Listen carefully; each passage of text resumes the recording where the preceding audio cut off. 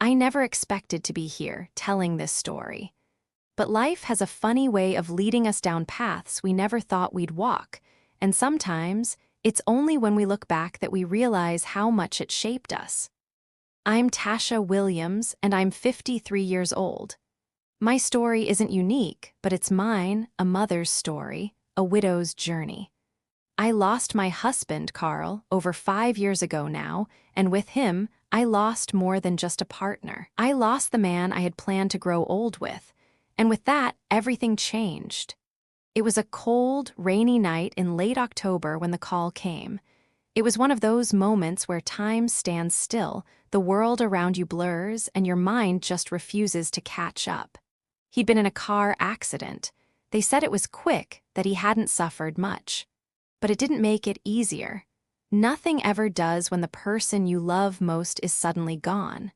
It's funny, isn't it, how life keeps going after something like that. The world keeps turning, the sun rises, the birds chirp, but you're stuck in the dark, unable to move. I remember standing in the kitchen, just staring at the counter, holding the phone in my hand like it was a foreign object. The pain of losing him was unbearable, and yet I had no choice but to keep moving. Ava needed me. Ava, my sweet, beautiful daughter, now 16 years old. At the time of Carl's death, she was just 11, too young to fully understand, but old enough to know that something was wrong. I did my best to shield her from the worst of it, but the grief was like a shadow, creeping into every corner of our lives. The silence in the house after Carl was gone was suffocating. The emptiness was everywhere, and yet, somehow, we survived. Surviving was the only thing that mattered. As the days turned into months, and then years, I learned to carry the weight of it all, the grief, the responsibility, the bills. I worked 2 jobs, sometimes 3. I waited tables at the local diner during the day, then I worked security at the shopping mall at night. If there was work to be had, I took it. Anything to make sure Ava had a roof over her head and food on the table. I'd come home exhausted after a long shift, my feet aching, my body screaming for rest, but I'd look at Ava's face, the way her eyes would light up when she saw me, the way she'd run to hug me, and suddenly all the fatigue would melt away. She was my reason for everything. She still is. I did what I had to do. I didn't always have the energy to be the mother I wanted to be. I wasn't the one volunteering at school events or planning big family vacations. There were days when I'd sit in the car in the parking lot, too tired to get out, just wanting to scream at the unfairness of it all. But then I'd think about Ava. She had dreams. She deserved a future, and I couldn't let her down. I couldn't let Carl's death define her or us. The sacrifices I made were endless. I sacrificed my time, my health, and often my own happiness. I missed birthdays, I missed school plays, I missed time with friends, but I never once missed a moment of being there for Ava. I made sure she had the best education I could afford, that she never went to bed hungry, and that she always knew how much I loved her. Ava, for her part, never complained. She was such a good girl, so strong, even at such a young age. Sometimes I'd catch her trying to be the grown-up, taking care of me when it should have been the other way around. She was so smart, so capable, and yet I could see the weight she carried on her shoulders, even though she tried to hide it. She was growing up too fast, and I could do nothing but watch and hope I was doing enough. But of course, it wasn't always easy. There were nights when Ava would cry herself to sleep, and I'd lay next to her, holding her in my arms, wishing I could take away her pain. And then there were nights when I would cry alone in the bathroom, trying to keep it together, not wanting to let her see how broken I felt. I had to be strong for her. I had to be the one who held everything together. There were moments of doubt. Sometimes I wondered if I was doing the right thing. Would Ava resent me someday for making her grow up too quickly? Was I pushing her too hard? There were times when I felt like I was failing her, not being enough, not doing enough. But every time I saw her smile, or when she came to me for advice, or when she said, "I love you, Mom," I knew that somehow, despite everything, I was doing okay. Our bond, the bond between a mother and her daughter, became unbreakable. Through all the pain, all the hardships, we had each other. And that was enough. It had to be. I kept moving forward because what else was there to do? I couldn't go back, I couldn't change the past. All I could do was keep my head up, keep pushing, and hope that one day we'd get through this. And maybe, just maybe, Ava would grow up to see that everything I did was for her. That even in the darkest times, I never stopped loving her. But little did I know, our world was about to change in ways I never could have imagined. There was someone waiting on the horizon, someone who would come into our lives and shake things up in ways that neither Ava nor I were ready for. The days seemed to bleed into each other, each one just like the last. The quiet hum of my old car engine as I drove to the diner, the clink of dishes and chatter from the customers, the flicker of the fluorescent lights at the mall late at night, it all felt like a never-ending loop. I was getting used to it, I suppose. Life had become a rhythm, a necessary grind that kept us afloat. But the exhaustion was starting to catch up with me. Ava was growing up fast, too fast maybe. She was 16 now, a high school junior, but it seemed like she had the weight of the world on her shoulders. I could see it in the way she carried herself, the quiet look of determination in her eyes. She was trying so hard to make everything okay, for me and for herself. I used to think I was the one who was holding us together, but lately, I realized that Ava was a rock too, even if she didn't always know it. At first, she didn't complain much about the sacrifices we made, but I could see it in the little things, the way she avoided asking for anything, the way she'd buy second-hand clothes instead of asking for new ones. It hurt to see her shrink herself like that, trying to make things easier for me when all I wanted was to be able to give her everything. But I couldn't. I was doing everything I could, but sometimes it felt like it wasn't enough. Our rent kept going up. The bills never seemed to stop coming, and no matter how hard I worked, it was a struggle to keep our heads above water. I could feel myself wearing thin, the endless balancing act of trying to pay for Ava's school fees, make sure we had enough to eat, and keep a roof over our heads. Every paycheck was already spoken for, and by the time I paid for the basics, there was nothing left for anything else. Sometimes, I'd see Ava with her friends, their lives so different from hers. They didn't seem to understand the constant strain that weighed down on her. It was as if the pressure had already started to affect the way she saw the world. Ava was smart, no doubt about it. Too smart, in fact, to let things slip by. She knew we were struggling. She knew I was tired. But what else could I do? Ava would come home from school some days with that far-off look, her mind clearly elsewhere. She'd lock herself in her room, probably trying to make sense of her own world. I wished I could help her more, but I was too busy trying to hold everything together. It's funny how parents think they can protect their kids from everything, but the truth is, no matter how hard we try, they see it all. They see the sacrifices, the worry, the fear, and they begin to carry it too, but I didn't show it. I couldn't. Ava needed me to be strong, so I put on my brave face and kept going. But some days, I'd find myself staring at the clock at work, counting down the minutes until I could leave. It wasn't because I hated my jobs, far from it. I was grateful for them, for the steady paycheck. But the weight of it all was starting to wear me down. I didn't have the energy to think anymore. It was all just survival. One evening, after a long shift at the diner, I got into the car and noticed Ava sitting on the front steps, waiting for me. The look on her face sent a pang through my chest, like she was holding something back, something she didn't want to burden me with. I could tell she was worried about something, but I couldn't figure out what. "Mom," she said quietly as I walked up to her, "can we talk?" I smiled, though it felt a little forced. "Of course, baby, what's on your mind?" She looked down at her hands, twisting the sleeves of her sweatshirt. "It's nothing. I just wanted to ask if we could maybe—" She stopped herself, hesitating. "Never mind."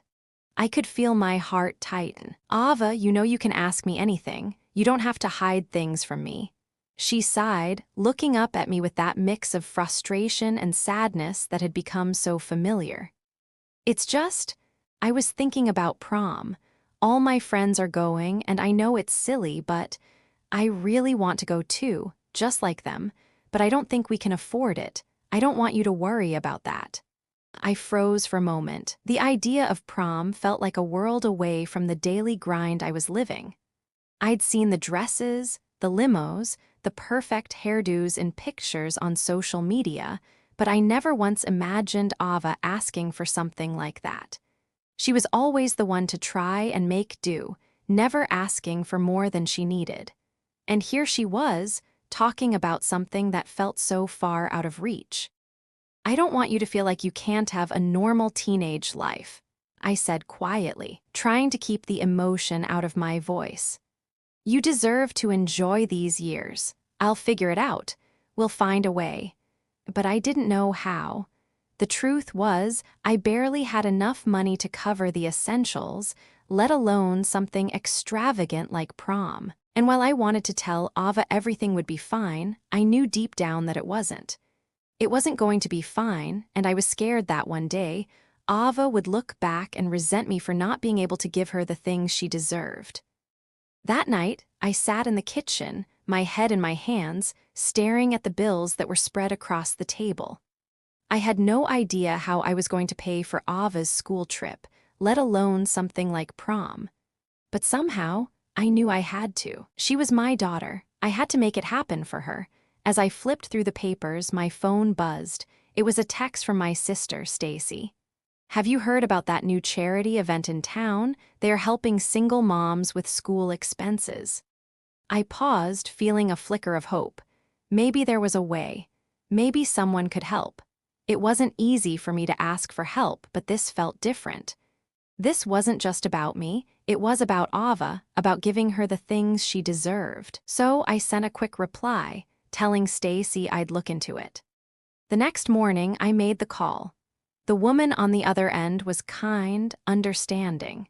She told me about a local foundation that had been helping families in situations like ours, single mothers struggling to make ends meet while still wanting to give their kids opportunities.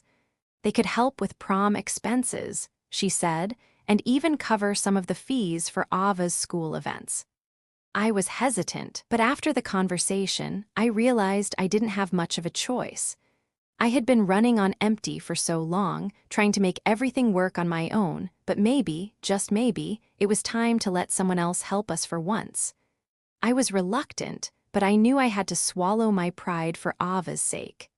When I told Ava about the foundation's help, her eyes lit up, and for the first time in a long while, I saw a spark of excitement in her. She was grateful, but more than that, she was relieved. It wasn't just about the prom. It was about feeling seen, feeling like she could still have a piece of a normal teenage life, even when everything around her seemed to be falling apart. That was the moment I realized how much I had underestimated the burden I was placing on her. She had been carrying so much without ever saying a word. And here I was, thinking I was the only one struggling. But Ava had her own silent battles she fought with the same quiet strength I had. It wasn't just about money. It was about the love and sacrifices that defined us, the mother-daughter bond that was becoming more resilient with each passing day. The pain was still there, lurking just beneath the surface, but together, we were finding a way to survive and maybe even to thrive. I never thought I'd be the kind of person who'd rely on charity.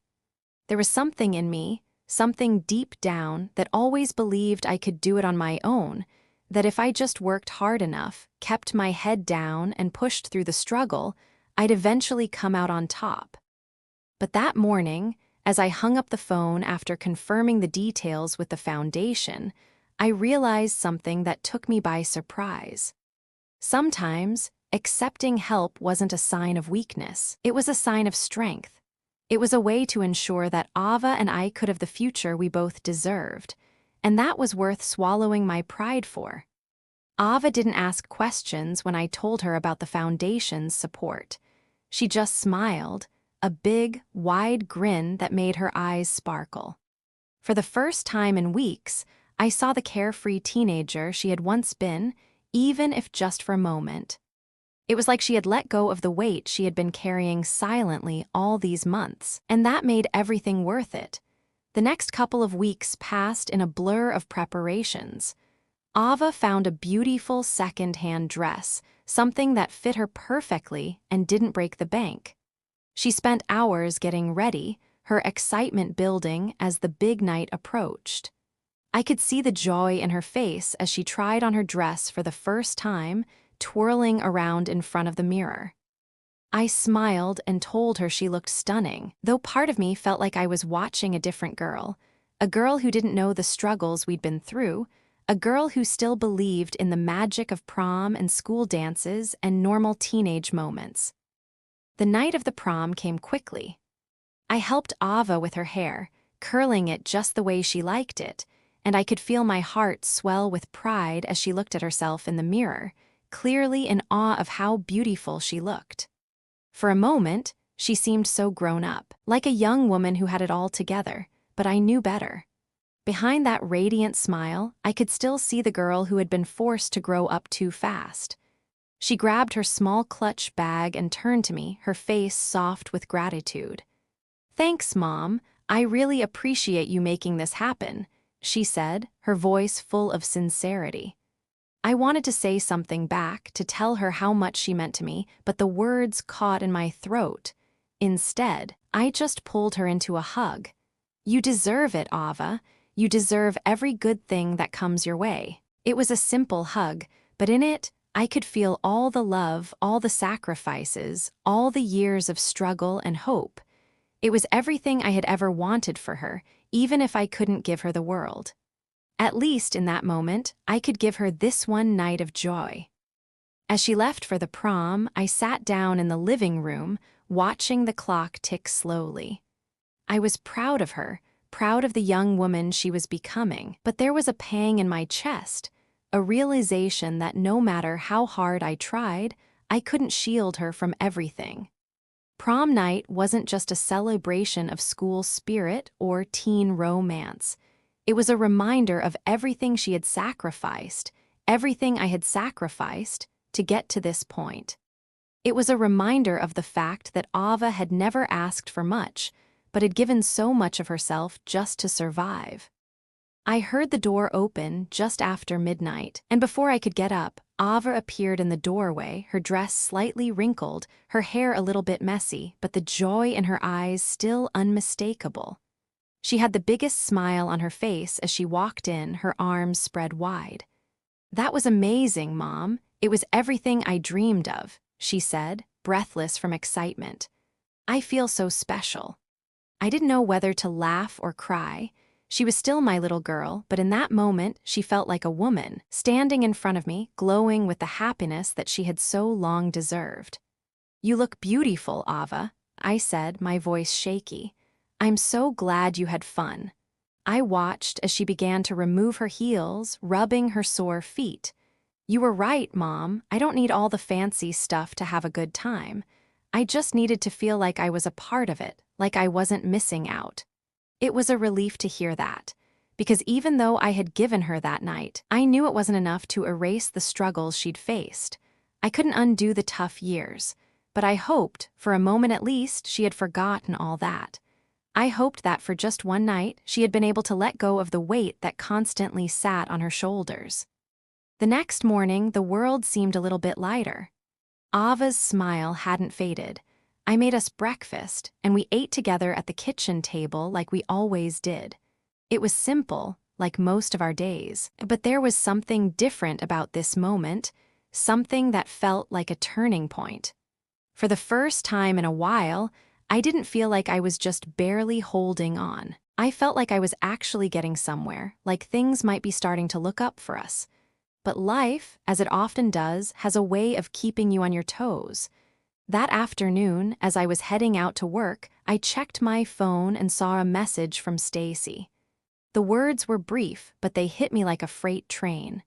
"Tasha, I heard something that might change everything. There's someone who wants to meet with you about Ava. The message didn't make sense at first. Who could want to meet about Ava? She was just a kid trying to live her life. But the way the words were phrased made me uneasy. I thought about calling Stacy back right then, but something held me back. My gut told me that whatever this was, it wasn't good. I didn't have the chance to worry for long. Later that day, I came home to find a man standing on my doorstep. He was tall, well-dressed, with an air of confidence that I didn't trust immediately. But it was his eyes that made me stop. There was something in them that made me uneasy, something that seemed too calculated. "Are you Tasha Williams?" he asked, his voice smooth but firm. I nodded cautiously. "Yes, that's me. Can I help you?" He smiled, but it didn't reach his eyes. "I'm Edward Harper," he said. "I'm here to talk about Ava." His name didn't mean anything to me, but the way he said it sent a chill down my spine. And before I could ask another question, he continued. "I believe I can help you and your daughter. We need to talk." And just like that, my world tilted again. I stood there, frozen, staring at this man I didn't recognize. Edward Harper. The name didn't ring any bells, but there was something about him that felt too polished, too perfect, like he'd stepped right out of a business brochure or a magazine ad. His suit was tailored to perfection, his shoes gleamed in the afternoon light, and his smile, though polite, felt almost rehearsed. I didn't invite him in immediately. The hairs on the back of my neck stood up as a warning, a deep, primal instinct kicking in. "What exactly is this about?" I asked, my voice steady but filled with suspicion. Edward didn't seem put off by my reluctance. Instead, he stepped back slightly, giving me space, his hands clasped in front of him. "I understand this might be unexpected, but I've been following Ava's progress, and I believe I can help her and, by extension, help you. I'm an investor, and I have the resources to support young talents like your daughter." My mind raced, trying to connect the dots. Who was this man, and why was he so interested in Ava? "I'm not sure I understand. Why would you want to help Ava, and how do you even know about her?" Edward's smile didn't falter. "I've been involved in various community outreach programs, including scholarship funding for bright, young individuals. Ava stands out. Her grades, her potential. I believe she could go far, but she needs the right support. Financially, of course, I'm here to offer that support." I wasn't sure if it was the sudden surge of hope or the cool, almost clinical way he spoke, but I felt an unease that refused to dissipate.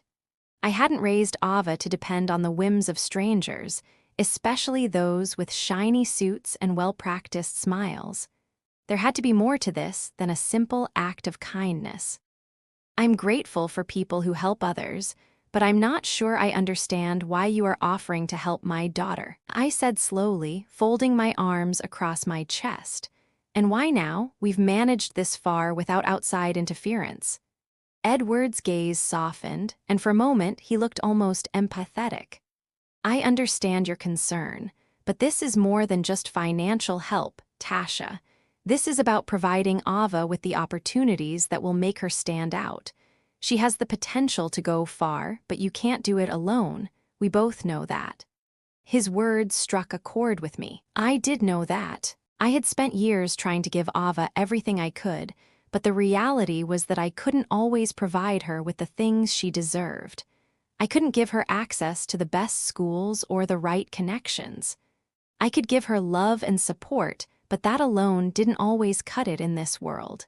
Still, there was something about his offer that felt too good to be true. "And what exactly are you asking for in return?" I asked, my voice quieter now, as if I were trying to decipher his motives. Edward's smile remained steady, though it now seemed a little more predatory. "Nothing, really, just a simple agreement. I'd like to sponsor Ava's education, support her extracurricular activities, and help you both get back on track financially. In exchange, all I ask is that Ava remains focused on her studies and takes the opportunities I provide her seriously. It's a small price to pay for her future." I tried to keep my expression neutral, but internally I was reeling. The offer was tantalizing. I couldn't deny that. Ava could attend the best schools, get into colleges that would shape her future, without the weight of financial strain that had always hovered over us. This could be the break we needed. But there was always a but. I wasn't naive enough to believe that everything came without strings attached. The world wasn't kind to people like us, not without expecting something in return. I had to be careful, had to protect Ava from anything that might ask her to compromise her integrity or her future. I glanced over at Ava, who had been sitting in her room doing homework. She hadn't even noticed Edward's arrival yet, but I could see how her face would light up at the possibility of someone offering her the world. I couldn't let that happen without fully understanding the price. I need to think about it, I said, suddenly feeling the weight of this decision bearing down on me. This isn't a decision we're going to make lightly. I'll discuss it with Ava and we'll see if this is something that works for us. Edward's eyes flickered with something, impatience maybe, but he quickly masked it with a practiced smile. Of course, take your time. I understand it's a lot to consider, but I'm here to help. I'll leave you my contact information, and we can discuss the details at a time that works for you. I do believe this could be a turning point for Ava. I nodded, my mind swirling with 1,000 questions. Why now? Why my daughter? And why did he seem so eager to get us into his corner? Before I could say anything else, Edward handed me a business card with a sleek design, the kind of card you don't get unless you've got money to burn. He gave me a final smile, then turned to leave. Don't hesitate to reach out, Tasha, he said. I believe this is a great opportunity for Ava. I look forward to hearing from you. And just like that, he was gone.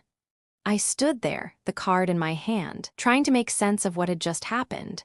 I didn't know if I should be grateful or suspicious. This could be the break we'd been hoping for, but there was something off, something that made my skin crawl. I didn't trust him, not yet. I went into the living room, pacing back and forth, the sound of my footsteps the only thing breaking the silence. Ava came downstairs a few minutes later, her usual smile bright and unburdened. "Who was that, Mom?" she asked, glancing at the card in my hand. I hesitated. "His name's Edward Harper. He wants to help with your education. He's offering to pay for everything, all of it. School, college. He says he can take care of the expenses. All we have to do is agree to his terms." Ava's eyes widened, a spark of hope flashing in her gaze. "Wow, that sounds amazing. Really? Mom, that would change everything." I could feel the warmth of her excitement. I could see how much she wanted this, how badly she longed for a life that wasn't constrained by our limited resources. But I wasn't so sure. Not yet. I needed to know more. I needed to understand his true intentions. I wasn't going to let some stranger come into our lives and change everything without knowing exactly what he wanted in return. I had to protect Ava. I had to protect us. I handed the card to Ava and sat down, my thoughts racing. "We're going to take this one step at a time, okay? I'll look into it, but we need to be careful. People don't just offer things like this without a reason." Ava looked at the card, then back at me, her expression a mixture of hope and concern. "I get it, Mom, but don't you think we deserve this? I mean, after everything." I could hear the desperation in her voice, the yearning for something more, and I understood it. But this was my daughter's future we were talking about. I wasn't going to risk it on a whim. "We'll figure this out, Ava. We just need to be careful." But deep down, a part of me wondered if we had already stepped into a game that we didn't fully understand. A game where the stakes were higher than either of us realized. The next few days passed in a blur, my mind consumed with Edward Harper's proposition and the endless questions that followed. I hadn't made any decisions yet, but the weight of the situation was starting to press down on me. Ava seemed to think this was the opportunity of a lifetime, and in a way, I couldn't blame her. After years of struggling, who wouldn't want a way out? but I knew better than to jump at something without fully understanding what it meant. I spent hours researching Edward Harper and the foundation he claimed to be a part of. There was little information that stood out, just the standard press releases, a few charity events, and his role in various business ventures. On the surface, he looked like someone who could truly help, someone who cared. But there was an underlying sense of discomfort that I couldn't shake. Something didn't sit right. The worst part was that Ava was starting to get her hopes up. She talked about college dreams, about the possibilities of scholarships and future opportunities. She was practically glowing when she spoke of it, and it was hard not to get swept up in her enthusiasm. But as much as I wanted to believe that this was a blessing, I couldn't help but wonder what strings were attached. I didn't have much time to think it over. That Friday, after Ava came home from school, she sat down at the kitchen table with a small stack of papers. She was eager, almost giddy, her energy palpable. She looked at me, her eyes filled with the excitement of someone who had been given a key to a new world. "Mom, I've been looking at the schools I could apply to," Ava said, spreading the papers out in front of me. "I've already got a list of scholarships that might be a good fit. If Edward really comes through, we could even afford out-of-state tuition. I could go anywhere. This could be the start of everything I've wanted." I glanced at the papers. It was a mix of college brochures and scholarship information, with highlighted sections and notes written in Ava's handwriting. She had taken this opportunity and run with it, already planning for a future I hadn't even fully agreed to yet. I felt a knot form in my stomach. I wanted to be happy for her, I really did, but something inside me pulled back, a deep-rooted caution that wouldn't let go. "Ava," I said, trying to keep my voice even, "I understand this is exciting, but you know I need to be sure about Edward. I'm not going to let anyone rush us into anything." Ava looked up at me, her face falling slightly. "I get it, Mom, but why do you have to be so careful all the time? This could be what changes everything for us. Don't you want something better for me?" I could hear the hurt in her voice. She wasn't angry, not really. But the weight of her disappointment was hard to ignore. I could see it in her eyes, that unspoken plea for me to let go of my doubts and just let her have a chance at something bigger. I sighed, my fingers pressing against my temples. "Of course I want something better for you, but that's exactly why we can't rush into something like this. I want you to have everything, but I also want to make sure you're not being used. You don't know Edward. We don't know his true intentions." Her expression hardened, her teenage defiance showing. "I know him well enough to know he wants to help. I trust him, Mom. Don't you trust me? Don't you think I deserve this?" She was right, in a way. She did deserve this. She deserved more than what I could give her. She deserved a chance at a future without the constant worry about bills and debt, but I wasn't sure if this was the way to get there. "I trust you, Ava, but I'm not going to let anyone take advantage of you, no matter how good their intentions seem. I know what it's like to want something too badly, to let that desire cloud your judgment." She stood up, folding the papers carefully and shoving them into her bag. "I just think you're afraid of things changing. Maybe that's the problem. You're scared that I'll move on, that I'll leave, but I have to go. I have to make something of myself, and you can't stop me from taking a chance." The words stung. I wasn't ready to let her go, not in that way, but I had to admit that I wasn't stopping her from going. I was stopping her from diving into something that could hurt her, even if she didn't see it yet. She stormed off to her room, leaving me alone with my thoughts. I knew I was doing the right thing, but the guilt that gnawed at me wasn't something I could easily dismiss. I'd spent so many years trying to give Ava everything she needed, and now I was holding her back from something that could change her life forever. I spent the next few days researching more about Edward Harper, trying to dig deeper. I asked around, made some calls, and eventually I found someone who had worked with him. The conversation I had was more revealing than I had hoped. Edward Harper's foundation is legitimate, The woman said, her voice calm and professional. But he's not just a philanthropist, he's also an investor, and if he's offering to help your daughter, there's a catch. Trust me, there's always a catch. What do you mean? I asked, my voice tight. What kind of catch? He expects something in return. He's made a career of investing in promising individuals, but they often find themselves owing him favors later down the line. The help isn't free, Tasha. It never is. These things always come with strings attached. My stomach churned. What kind of favors? The woman hesitated. I'm not sure exactly, but if he's offering Ava this kind of help, you can bet he'll want something eventually. That's the way it works. The help might look like a blessing now, but it will come with a price later, and it might be one you're not willing to pay. The conversation ended there, but the damage was done.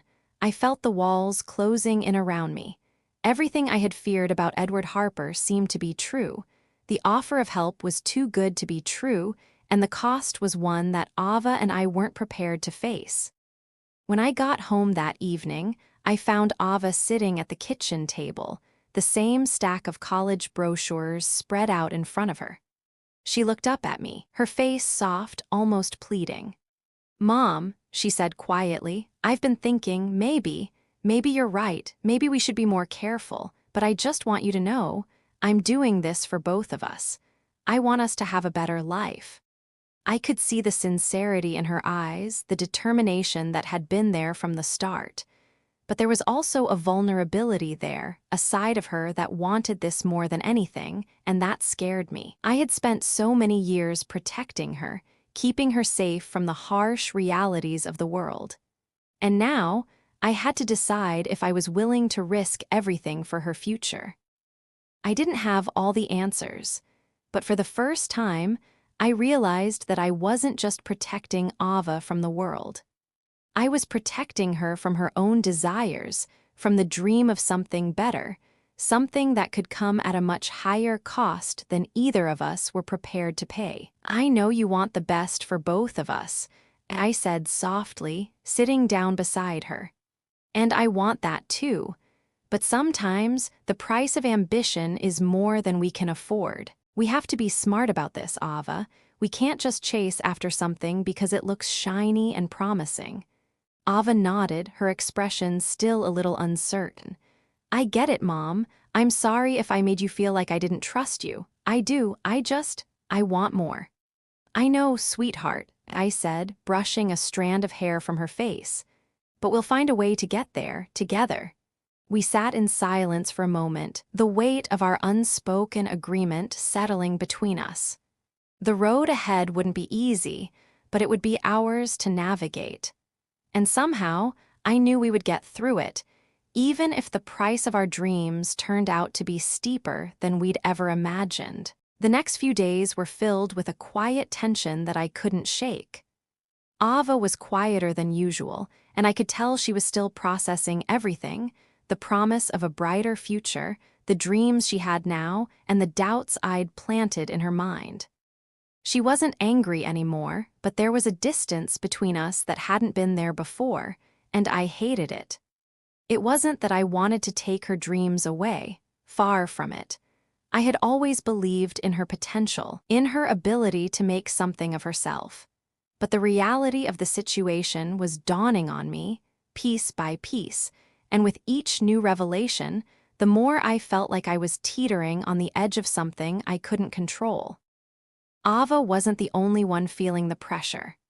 I, too, was beginning to sense that we had stepped into something far bigger than I had anticipated. Every time I thought about Edward Harper's offer, my gut twisted with a discomfort I couldn't ignore. There was something in the way he presented himself, in the way he spoke of opportunities and investments that felt too calculated, too clean. One evening, a week after his visit, I received a call from Stacy. Her voice was more urgent than usual, and I could hear the tension in her words. "Tasha, I need to talk to you about Edward Harper. It's important." My heart skipped a beat. "What's going on, Stacy?" "I'm not sure how to say this, but I've been talking to people who know him." Edward Harper doesn't just give out money like that, Tasha. There's more to this than he's letting on. I sat up straight, my heart pounding. What do you mean? Stacy took a deep breath. There's a pattern with him. He's helped people, sure, but there's always something they have to give in return. It's like a business deal, not charity. I know a few people who have taken his offers before, and it doesn't always end well. He expects loyalty. He expects control. I felt a lump form in my throat. The words loyalty and control echoed in my mind like a warning bell. I had seen that glint in Edward's eyes, that calculated confidence. But this was darker than I had imagined. Are you saying he's trying to manipulate us? Ava, I asked, my voice low. I'm saying he's not the kind of person you can trust without being careful. He's an investor, Tasha. An investor in people, in futures. He'll do whatever it takes to make sure his investment pays off. And when the time comes, you better believe he'll expect to cash in on that investment. The conversation ended with a cold, ominous silence that I couldn't shake. As I hung up the phone, I felt the full weight of the situation pressing down on me. What had seemed like an opportunity for Ava, a way for her to escape the cycle of financial struggle, now felt like a dangerous trap. Edward wasn't a savior. He was a businessman, and business deals came with terms, with conditions, and I wasn't sure Ava understood that yet. The next morning, I couldn't ignore the growing sense of urgency. I had to do something. I couldn't just let this happen without taking action. I needed answers. I needed to confront Edward to find out exactly what kind of deal he was trying to strike. I called his office, telling them I wanted to meet. To my surprise, they agreed right away, no hesitation. It was set for later that afternoon. When I arrived at his office, the sleek, modern building felt as cold as the man himself. The receptionist directed me to a plush waiting area, where I sat, my fingers tapping nervously on my purse. The walls were lined with glossy, oversized photos of charity events and business achievements, each frame more impressive than the last. It all screamed success, the kind of success that was built on people like me, people who were desperate for a way out. Edward greeted me with his usual practice smile when he finally appeared. He was dressed in a crisp suit, his hair immaculately styled, as if nothing in the world could ever go wrong for him. He extended a hand, and I shook it reluctantly, still unsure about all of this. "Thank you for coming, Tasha. I'm glad we could finally meet," he said, his voice smooth and confident. "Let's get straight to it," I said, not wasting time with pleasantries. "I want to know exactly what this offer entails. What are you really asking for in return?" Edward's smile didn't falter. "You're being cautious, and I understand. This is a big decision, not just for you, but for Ava too, but I want you to know that my intentions are genuine. I've seen Ava's potential, and I want to help her achieve it." "I've heard that line before," I replied, narrowing my eyes. "What's the real deal here, Edward? What do you want from us? What do you expect from Ava once she takes this opportunity?" Edward's expression hardened for a fraction of a second, but he quickly recovered. "What I want is simple. I want Ava to succeed, to become everything she's capable of. But yes, there are terms. She'll have access to the best education, the right connections, and she'll be able to attend universities she could only dream of. In return, I expect her to make use of those opportunities, to represent my foundation in her future endeavors, to help spread the word about what I do, what we do." I frowned. "So it's a publicity deal? She becomes a face for your foundation." He nodded, a glint of satisfaction in his eyes. "Yes, exactly, but it's more than that. Ava will be set up with internships, jobs, opportunities. She'll have everything she needs to succeed, and in return, all I ask is that she doesn't forget who helped her get there." I felt a chill run through me. The deal was starting to look less like an act of kindness and more like a business transaction. This wasn't charity, it was a contract. And what happens if Ava doesn't follow through? If she decides she doesn't want to be tied to your foundation? I pressed, my voice steady despite the knot in my stomach. Edward's smile didn't falter, but there was something cold in his eyes now. There are consequences, Tasha, there always are. I don't invest in people without expecting something in return. If Ava doesn't honor the agreement, well, let's just say it wouldn't be good for her future, or for yours. The words hung in the air, thick with unspoken threats. This was no longer about Ava's future, it was about control. Edward's help came at a price, and the more he spoke, the clearer it became. I stood up, my heart pounding. You're asking for too much. I'm not going to let you use my daughter like this. Edward's expression shifted slightly, a flicker of annoyance crossing his face, but he quickly masked it with a calm demeanor. I'm only offering what I can. If you don't want it, that's your choice, Tasha, but don't be too quick to turn away an opportunity like this. It could change everything for her. I didn't answer him right away. Instead, I turned and walked out of the office, my mind racing. I had known it all along, this wasn't a gift. This was a transaction. And now, I had to figure out how to protect Ava from falling into a trap she couldn't see.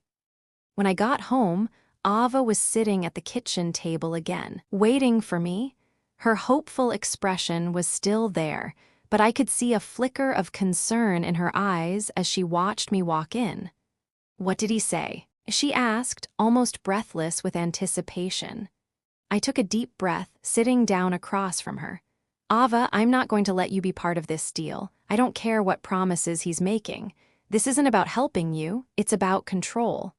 Ava looked at me, confusion and hurt clouding her face. "But Mom, this is my chance. He's offering me everything I need to succeed." I shook my head, my voice firm but full of regret. "No, sweetheart, the price is too high, and I won't let you pay it." The weight of the decision hung between us, and I could see the disbelief in Ava's eyes. She didn't understand. Not yet. But she would. Because I wasn't just fighting for her future, I was fighting for her freedom. And this time, no one was going to take that from us. The days that followed were tense. Ava was distant, her usual chatter replaced by silence, as if I had pulled the rug out from under her. I could see the hurt in her eyes, the disbelief that I wasn't as excited as she was about her future, about this opportunity she thought was a dream come true. I hated that she was upset, but I couldn't back down. I had made my decision, and now I had to stand by it, no matter how hard it was. It was late one night when Ava finally confronted me. She hadn't said much all day, barely speaking except for the occasional comment about school or the weather. But as I was washing dishes in the kitchen, I heard her footsteps behind me. I knew she was coming. I could feel the weight of her questions pressing on her, demanding to be asked. "Ava," I said softly, turning to face her. "If you're going to ask me again, the answer is still no." Ava's face was flushed, her jaw clenched. She stood in the doorway, arms crossed, the weight of what she was about to say hanging between us. "Why, Mom? Why can't you just let me do this? This is my future, and you're standing in the way of it." I put the dish down, wiped my hands on the towel, and took a deep breath. This wasn't going to be easy, but it needed to be said. "I'm not standing in the way of your future, Ava," I said, trying to keep my voice steady. "I'm trying to protect it. I don't want you to be indebted to someone like Edward Harper. I don't want you to feel like you owe him, that he controls your every step. That's not the kind of future I want for you." She shook her head, her eyes glossy with unshed tears. "You don't get it. He's offering me a way out, Mom. He's offering me what you've never been able to give me, a chance at something better. You're so scared of what could go wrong that you're not even seeing what could go right." I felt my chest tighten. "Ava, you don't understand. You're looking at this through rose-colored glasses. People don't give something like this away for free. I don't trust him, and I don't trust the deal he's offering. You don't know what he's really asking for. I can see it. He wants control, and that's not something I'm willing to give him." Ava took a step closer, her face a mix of frustration and hurt. "I don't care about the control, Mom. I don't care what he wants. I care about what he's offering me." You've been trying so hard for so long, and I don't want you to keep sacrificing everything for me. I want to do something for myself. I want to feel like I matter, like I'm worth something." The words hit me like a physical blow. I had tried so hard to make her feel loved, to make her understand that she was enough, even if we didn't have everything others did. But I could see now that the constant struggle, the never-ending stress of living paycheck to paycheck, had started to take its toll on her. Ava didn't just want the material things, she wanted to feel important, valued, and I had failed her in that way. She didn't feel like she was enough, not without this chance. I reached out and pulled her into a hug, my heart aching. "You are enough, Ava. You are more than enough. I hope you can see that. I'm not saying no because I don't believe in you.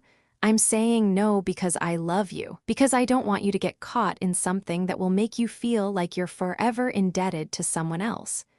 Ava's body stiffened in my arms, but she didn't pull away. After a long moment, she sighed and rested her head against my shoulder. "I just don't know what else to do, Mom.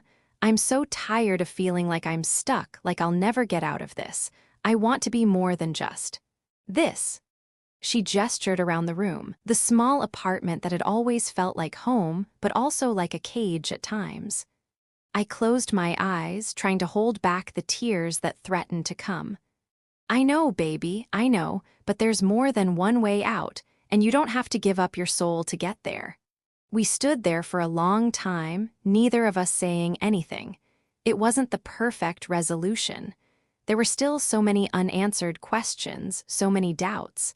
But in that moment, I felt like we had at least started to understand each other again. Ava needed to feel seen, heard, and important.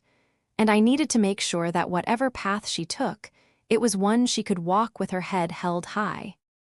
The next few days were quieter between us, but I could tell Ava was still processing everything. It wasn't easy for her to accept that I had turned down the opportunity she had dreamed of. But there was a sense of peace in her now, a recognition that there was more at stake than just getting what we wanted. There were values, principles, things that had to guide us, even when it hurt. One evening, about a week later, I received an unexpected call.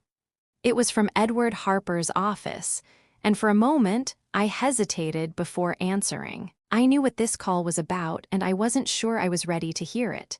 "Hello, Tasha." Edward's voice was smooth as ever, his tone calm, but with an underlying edge of something I couldn't place. "I wanted to follow up with you about our conversation. Have you had a chance to reconsider my offer?" I took a deep breath, steadying myself. "I've thought about it, Edward, and my answer is still no." There was a pause on the other end of the line. "I see. Well, I understand your decision, but I want you to know that I've made this offer with Ava's best interests at heart. I still believe she has a bright future ahead of her, and I hope she'll realize that in time." I could hear the underlying frustration in his voice, the sense that he wasn't used to being turned down. "If there's anything else you'd like to discuss, I'm happy to meet with you again," he continued, his tone shifting slightly. "But I'll respect your decision for now." I knew what that meant. He was giving up for the moment, but he wasn't done. I wasn't sure if he'd come back to us or move on to another project. Either way, I was prepared. I had drawn the line, and I wouldn't let him cross it. "Thank you for understanding," I said firmly, then ended the call. I looked over at Ava, who was sitting at the kitchen table, her eyes focused on the stack of college brochures again. I could tell she was still uncertain, still hoping for a miracle, but I knew something had shifted in her. Maybe she wasn't fully convinced, but she was starting to see that there were other ways to make her dreams come true. The road ahead wasn't easy, but it was ours to walk. "Mom," Ava said quietly, her voice almost hesitant, "do you think I'll ever make it? Make something of myself, I mean?" I smiled at her, walking over and sitting down beside her. "I don't just think you'll make it, Ava. I know you will. You're strong. You're smart. And you have a heart bigger than most people I know. You don't need someone else's approval to succeed. You just need to believe in yourself." Ava nodded slowly, and for the first time in days, I saw the flicker of hope return to her eyes. She didn't need Edward's deal. She didn't need his promises. She had everything she needed right here. And we would get through this together. The next few weeks were a mixture of relief and uncertainty. Ava and I settled into a quiet rhythm again, but the tension from her dream of going off to college with Edward's support never fully dissipated. I could tell she wasn't entirely convinced that turning down Edward's offer was the right decision. I wasn't sure if she truly understood the gravity of what I was trying to protect her from, but I knew I had to keep moving forward, regardless of the doubts that still lingered between us. The conversations we had about her future were different now. Ava had stopped mentioning Edward's name, but I saw the occasional glimmer of longing in her eyes when she flipped through college brochures or scrolled through online scholarship lists. I could almost hear her thoughts, the desire for a way out, the need to prove herself, to escape the shadow of our struggles. But the decision had been made. I wasn't about to let someone else use Ava as a pawn, no matter how attractive the deal seemed. I had seen too many stories of people falling into traps, of being lured in by promises that ultimately came with a cost too high to pay. Edward wasn't the savior he appeared to be. I couldn't allow myself to believe that. It wasn't just about protecting her from Edward. It was about teaching Ava that the right path didn't always come with easy answers or quick fixes. Sometimes, you had to carve out your own way no matter how long it took or how hard it was. Ava didn't speak about her future much anymore, but I saw the shift in her. She started looking at other options, smaller scholarships, local programs that didn't come with strings attached. She was starting to take control of her own future, and it filled me with hope. It wasn't the path I had envisioned for her, but it was one that felt truer, a path she was carving herself, with determination. The days passed, and Ava began working part-time at a local cafe to save money for her college applications. She was still in high school, but I could see the way she threw herself into the work, her energy focused and her determination evident. It was hard to watch her grow up so quickly, but it was also impossible to ignore the quiet pride that bloomed in my chest. It wasn't just Ava who was changing, though. I, too, was finding my footing again. After months of feeling like I was just treading water, barely keeping things together, I began to breathe easier. My shifts at the diner were steady, and I had even taken on some freelance work as a secretary, typing up documents for local businesses. It wasn't much, but it was enough to start chipping away at the debt that had been hanging over us for years. One evening, as I was preparing dinner, I heard the familiar sound of Ava coming through the front door. The faint scent of coffee and the rustle of papers signaled her arrival. She had finished her shift at the cafe and was carrying a stack of college application forms, her face lit with the same spark of determination that had become her trademark. "Hey, Mom," she said, her voice soft but strong. "I've been thinking about what you said." I looked over, meeting her gaze. There was something different about her tonight, a quiet confidence I hadn't seen before. It was subtle, but it was there.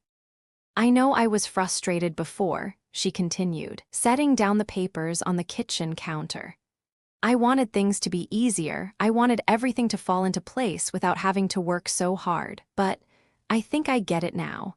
I raised an eyebrow, curious. "What do you mean?" Ava sat down at the table, the fatigue from her long shift visible in the slump of her shoulders, but the light in her eyes hadn't dimmed. "I think I was just scared, scared of staying in this small town, scared of being stuck in the same cycle. But you're right, Mom, there's no easy way out, and maybe that's okay. I don't need someone to hand me everything. I can make it on my own." My heart swelled with pride. She was starting to see it, the truth I had tried to convey to her for so long. The world wasn't going to hand her success. She was going to have to fight for it, but she was willing to do the work. "That's right," I said, my voice soft. "You don't need anyone to hand you anything. You're strong and you've got everything it takes to make your dreams come true, but you also have to know that you don't have to do it alone. We're a team, Ava. We always have been. She smiled, a small but genuine smile, and I could see the weight lifting off her shoulders. She wasn't angry anymore. She wasn't resentful. She was starting to accept that the path ahead would be hard, but that it would be her own path. I've been thinking about that too, she said quietly. I've decided to apply for some scholarships. Local ones, the ones that don't come with any strings attached. It's not going to be easy, but it feels like the right thing to do. I walked over and hugged her tightly. I'm proud of you, Ava. You've always had the strength in you, even when you didn't see it. And I know you'll get there. You don't need someone else's help to succeed. You just need to believe in yourself. She hugged me back, her arms tight around me as if holding on to the promise that things could be different. Thanks, Mom, for everything. The rest of the evening passed quietly.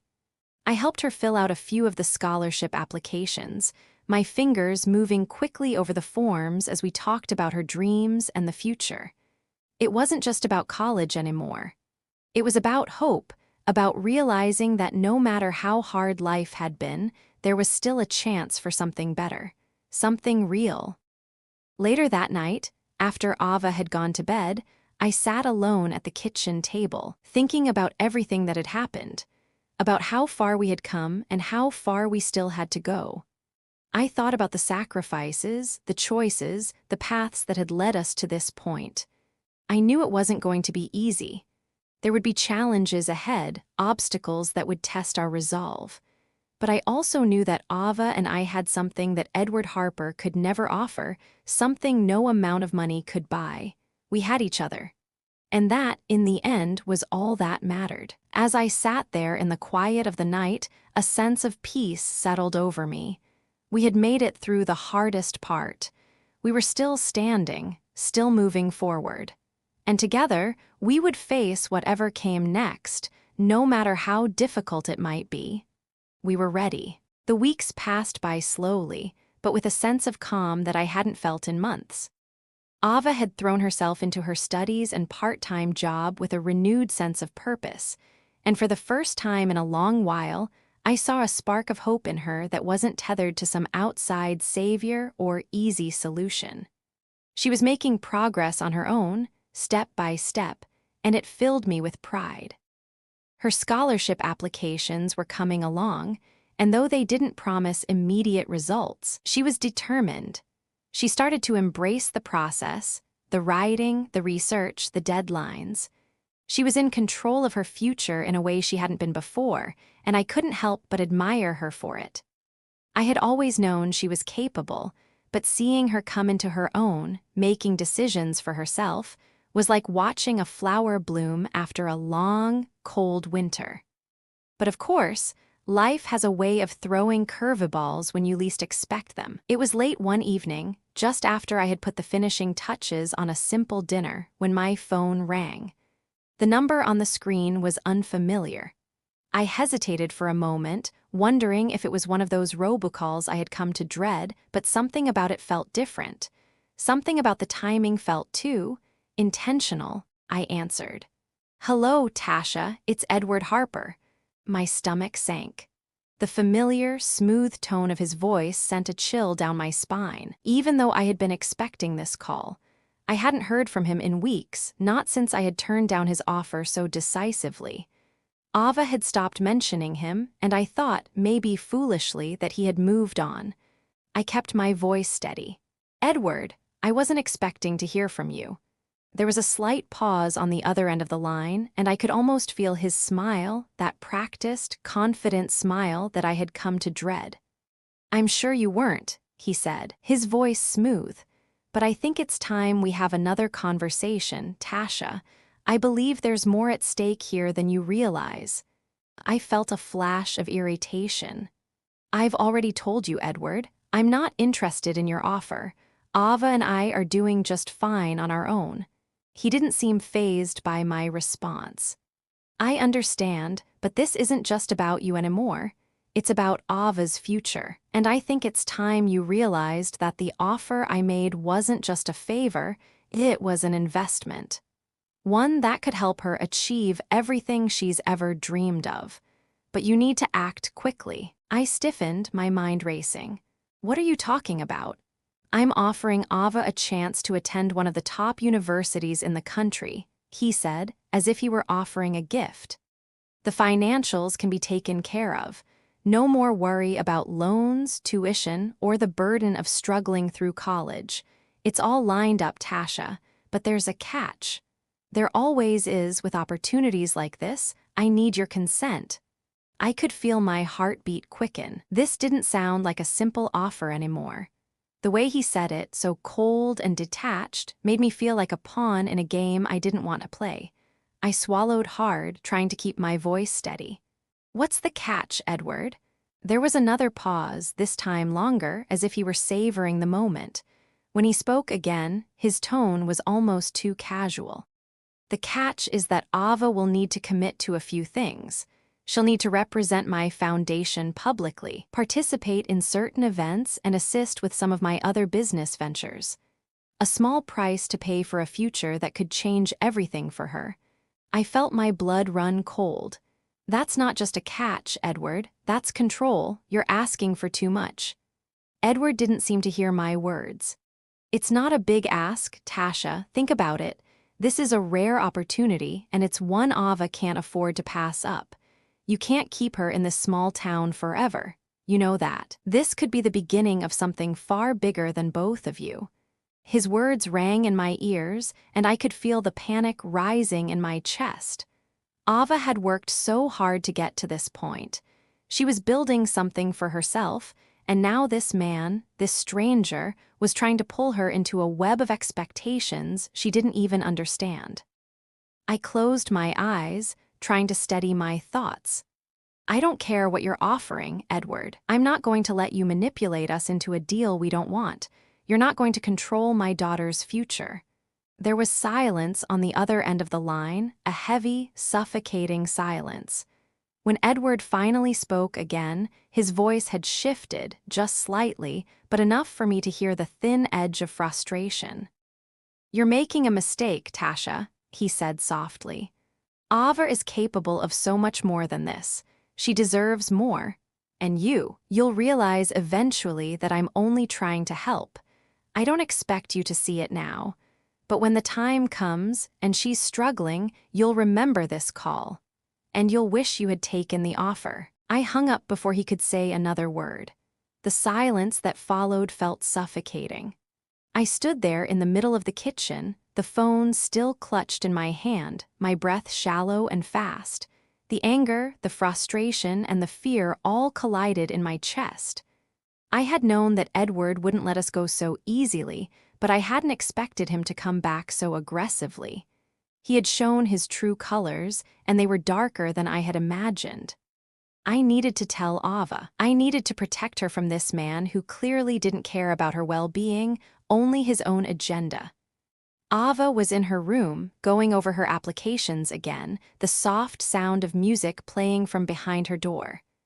I knocked softly before entering, but she was already looking up at me, sensing something was wrong. "Mom?" she asked, her voice full of concern. "What's going on?" I closed the door behind me and took a deep breath. There was no easy way to say this.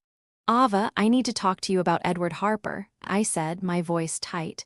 He called again, and this time it's worse than before. Her eyes narrowed, a flicker of recognition passing over her face. "What did he say?" I walked over to her desk, sitting down beside her. "He's not offering what you think. It's not just about your education, it's about control. He wants you to work for him, represent his foundation, and do things you don't even understand yet. He's using your future as leverage for his own gain." Ava's face fell, and I saw the disbelief in her eyes. "What? Mom, no. He wouldn't. He's been nothing but nice to us. He wants to help." "He wants to control you, Ava," I said firmly. "This isn't about helping. It's about making you owe him something. This isn't the way we're going to do this, okay?" Ava looked down at her hands, her shoulders slumping. I didn't realize. I didn't think about it like that. I gently placed my hand on hers. I know, and that's okay, but now we know the truth. We're going to do this the right way, with hard work, with dignity. We're not going to let him use you or me for his gain. Ava looked at me, her eyes filled with both confusion and clarity.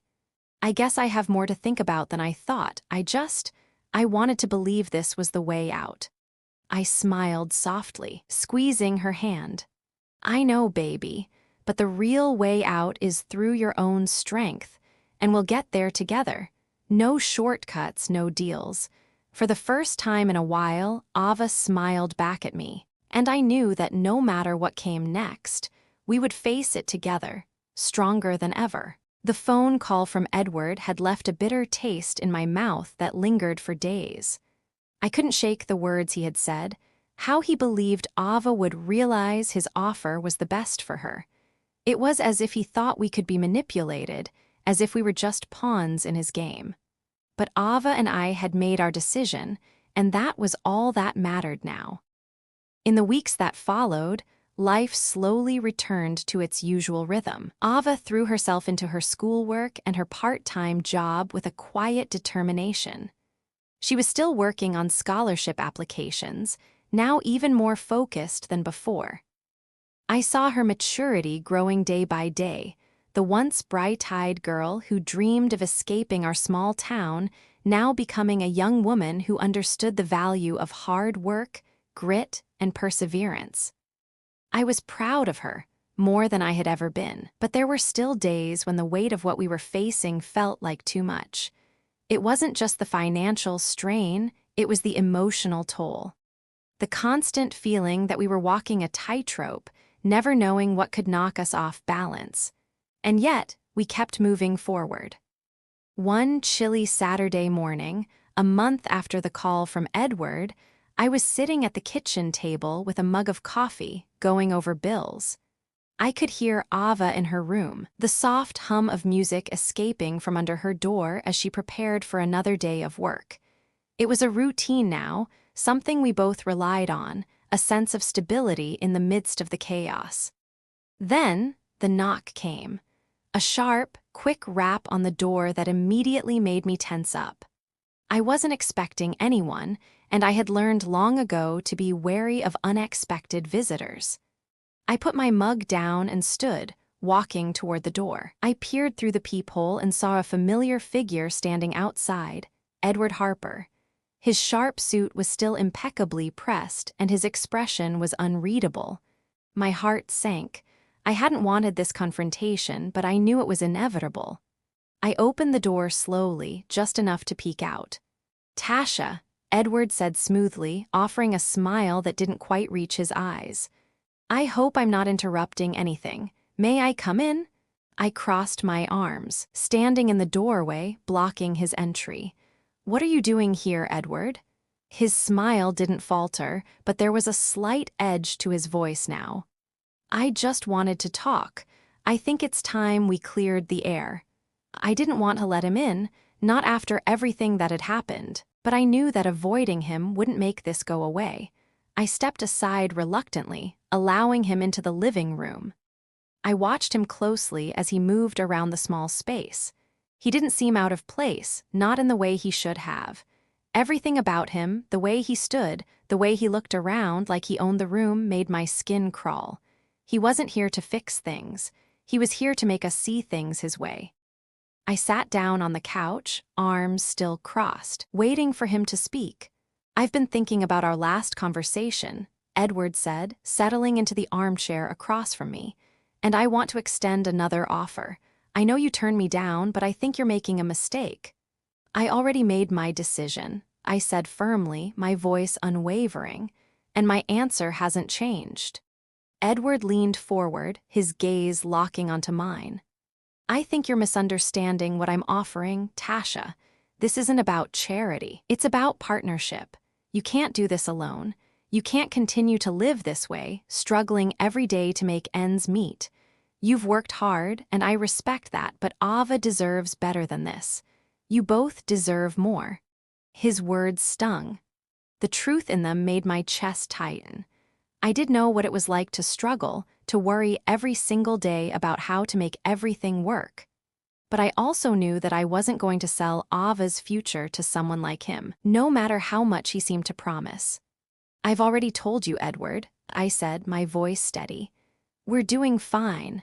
Ava is doing fine. She's working hard, and we'll figure it out. You don't get to control us. We don't need your help." He raised an eyebrow, clearly surprised by my firm stance. "You really think you can protect her from the world by doing everything on your own? You've been living in this small town for how long, Tasha? How long have you been scraping by, just barely keeping your head above water?"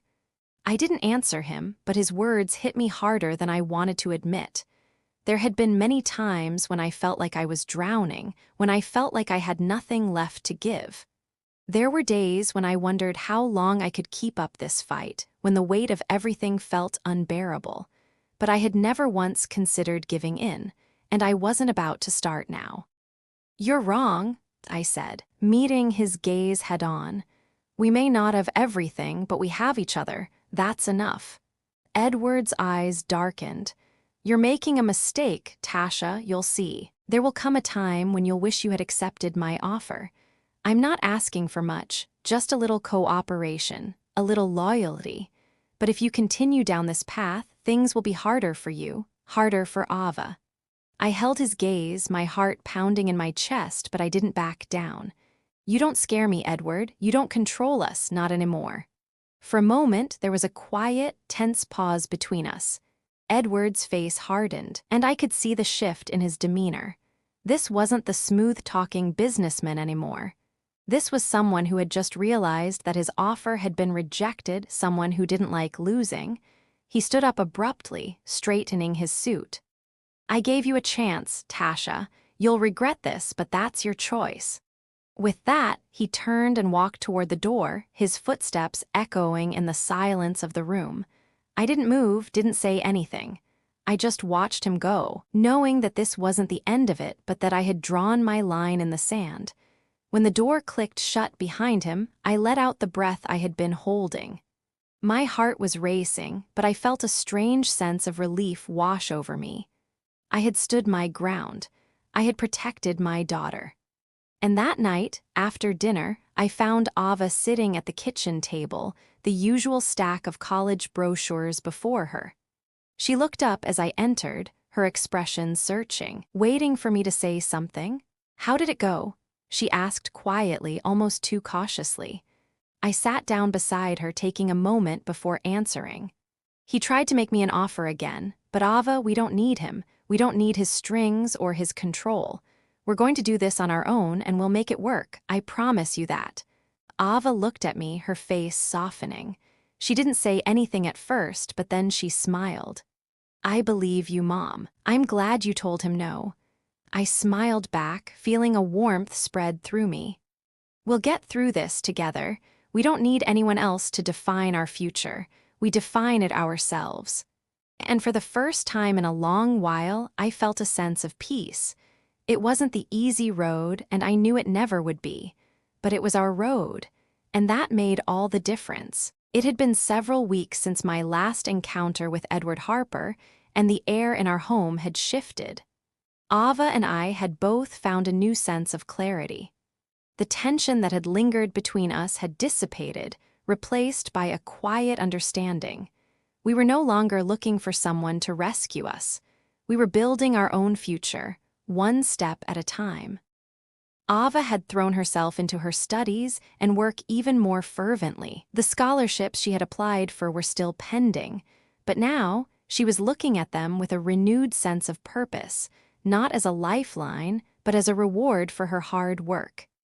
She understood now that she could carve out her own path without anyone else's help, no matter how tempting their offers seemed.